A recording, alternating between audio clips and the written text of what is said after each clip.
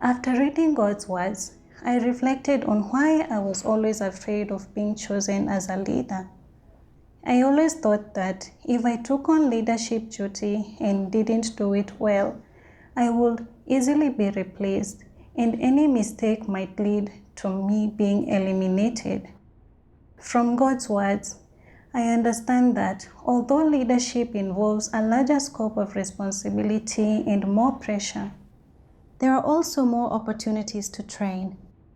As long as I can pursue the truth, fulfill my duty according to principles, and have a heart of obedience and responsibility, I can walk the path of pursuing the truth and be perfected by God.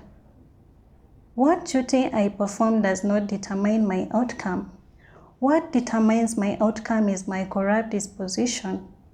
If I don't practice the truth and instead become guarded against God, my corrupt dispositions will never change. And even if I perform a smaller duty, in the end, I still won't gain God's salvation. God is righteous.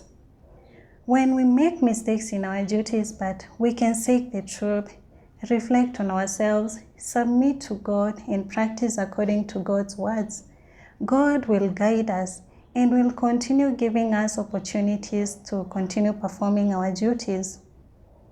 Only those who do not practice the truth, who refuse to repent, and whose wrong views don't change will ultimately be eliminated.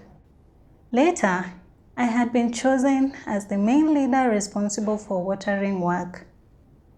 When I thought about the great responsibility that came with this work, I became a little worried again.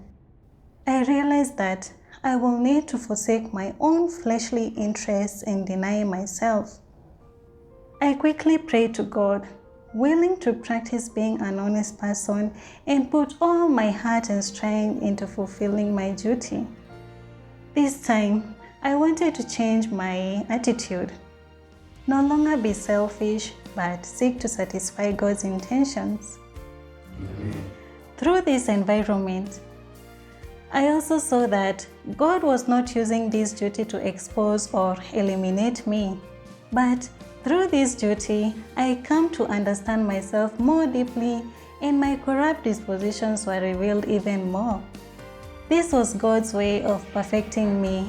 Thank God.